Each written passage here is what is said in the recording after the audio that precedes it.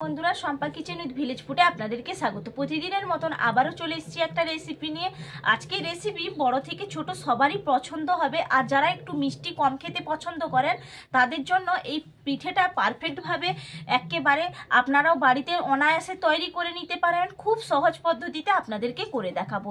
তার জন্য আমি এখানে নিয়েছি চালের গুঁড়ি। এখানে আমি শুকনো চালের গুঁড়ি নিয়েছি, আতপ চাল হয়, সেই আতপ চালের গুঁড়িটা আমি করে নিয়েছি। আমি বাড়িতেই কিন্তু এটা আমি গুঁড়ো করে নিয়েছি, আপনারা চাইলে বাজার থেকেও কিনে নিতে পারেন। আর এখানে আমি নিয়েছি আগে থেকে গরম করে রেখেছি উষ্ণ গরম জল। এই উষ্ণ গরম জলে মাখাবো, তার আগে আমি এর মধ্যে দিয়ে দেব পরিমাণ অনুযায়ী লবণ। আজকে খলি করার কোনো ঝামেলাই থাকবে না, খলি করা ঝামেলা ছাড়াই কিন্তু আজকে পিঠেটা হবে। আর খেতে তো মুখে দিলেই মিলিয়ে যাবে। অল্প অল্প গরম জল দেব, উষ্ণ গরম জল দিয়ে মাখিয়ে নেব, একটা ডো তৈরি করে নেব।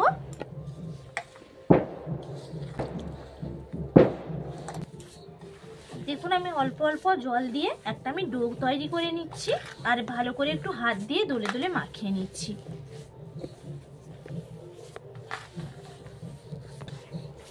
দেখুন আমার একটা ভালো করে একটা ডো মাখতে মাখতে আমার একটা ডো তৈরি হয়ে গেল। এইভাবে আপনারাও একটা ডো তৈরি করে নেবেন। দেখুন একটু অনেকক্ষণ, কিন্তু বেশি টাইম না, আপাতত 5 মিনিট মতন মাখবেন, তাহলে ডোটা একটা সুন্দর তৈরি হয়ে যাবে।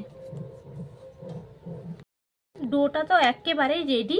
এরপর এখান থেকে একটু করে আমি কেটে নেব, আর আমি হাতের তালুতে নিয়ে গোল গোল করে পাকিয়ে নেব। এর মধ্যে কিন্তু আমি কোনো পুর দেব না, এটা এরকমই খেতে ভালো লাগে। ছোট ছোট করে এইভাবে বলের মতন গোল গোল করে নেব।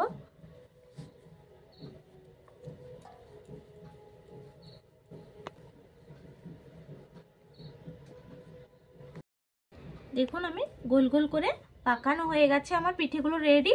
আর দেখুন পুরো দেখতে লাগছে না আমরা যে ছোটবেলায় খেলতাম পাথরগুটি মার্বেলের, পুরো সেরকম দেখতে লাগছে। কড়াইটা বসিয়ে দিয়েছি, কড়াইয়ের মধ্যে আমি দিয়ে দিচ্ছি ঘি। আপনারা ঘি নাও দিতে পারেন, এটা সম্পূর্ণ অপশনাল, কিন্তু ঘি দিলে একটা অসম্ভব ফ্লেভার হবে আর খেতেও ভালো লাগবে। ঘিটা গরম হয়ে গেছে, আমি এলাচ দানা ফাটিয়ে নিয়েছি, এলাচ দানা আমি দিয়ে দিলাম ঘির মধ্যে, একটু নাড়িয়ে নিচ্ছি। এলাচ দানাটা হয়ে গেছে, এরপর আমি দিয়ে দিচ্ছি এর মধ্যে জলটা পরিমাণ অনুযায়ী দেবেন।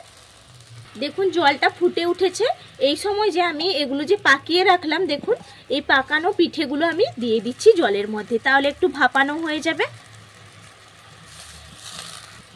সবগুলো আমি একসঙ্গে দিয়ে দিচ্ছি।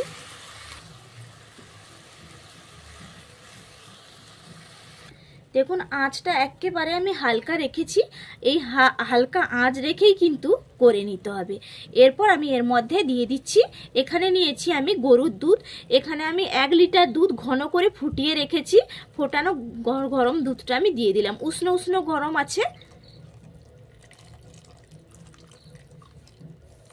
পুরো গরুর দুধটা আমি দিয়ে দিয়েছি, আর একটু আমি হালকা করে আমি নাড়িয়ে দিচ্ছি। দেখুন কি সুন্দর লাগছে দেখতে।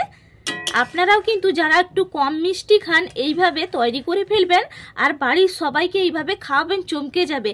আর এক দিদি ভাই মেসেজে লিখেছিলেন যে ঘি ছাড়া বা গুড় ছাড়া তো পিঠে হয় না। দিদি ভাই ঘি না দিলেও এই পিঠেটা করা যাবে, আপনি করে নিতে পারবেন খুব সহজে ঘি বা গুড় ছাড়া। দেখুন এখানে আমি চিনি নিয়েছি, আমি চিনিটাও দিয়ে দিচ্ছি। খুব অল্প পরিমাণে চিনি লাগবে, কারণ দুধটা তো গরুর একেবারে খাঁটি গরুর দুধ, এই জন্য খুব অল্প পরিমাণে দিয়েছি। মিষ্টি তো এমনিতেই হবে। আর দিয়ে দেব ওপর থেকে, এখানে নিয়েছি নারকোল কোড়া। নারকোল কোড়াটা দিলেও অসম্ভব সুন্দর লাগে খেতে, এই জন্য নারকোল কোড়াটাও দেবেন। এরপর একটু ভালো করে নাড়িয়ে দিচ্ছি, হালকা করে কিন্তু নাড়িয়ে দেব। দেখুন আমার পিঠেটা কিন্তু একেবারেই রেডি হয়ে গেছে, আর দেখুন কি সুন্দর দেখতেও লাগছে। আপনারা দেখেই বুঝতেই পাচ্ছেন যে কতটা সুন্দর হয়েছে। এই সময় আমি নামানোর আগে দিয়ে দেব 1 চিমটে লবণ, কারণ মিষ্টির মধ্যে একটু লবণ না দিলে খেতে কিন্তু ভালো লাগে না। এই জন্য 1 চিমটে লবণ দিয়ে আমি আবার একটু নাড়িয়ে দিচ্ছি, তারপর আমি নামিয়ে নেব। দেখুন একেবারে নাড়াচাড়া করে নিয়েছি, লবণটাও মিশিয়ে নিয়েছি, রেডি, আমি নামিয়ে নিচ্ছি। এগুলো আমি খাওয়ার জায়গায় নিয়ে চলে এসেছি, আপনাদেরকে খেয়েও তো দেখাতে হবে। দেখুন 1 চামচ উঠালাম, আর দেখেই তো মন ভরে যাচ্ছে।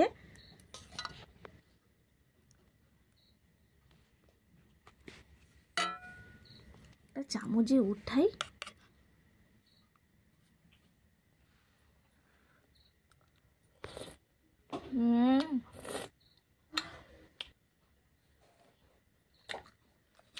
দারুণ।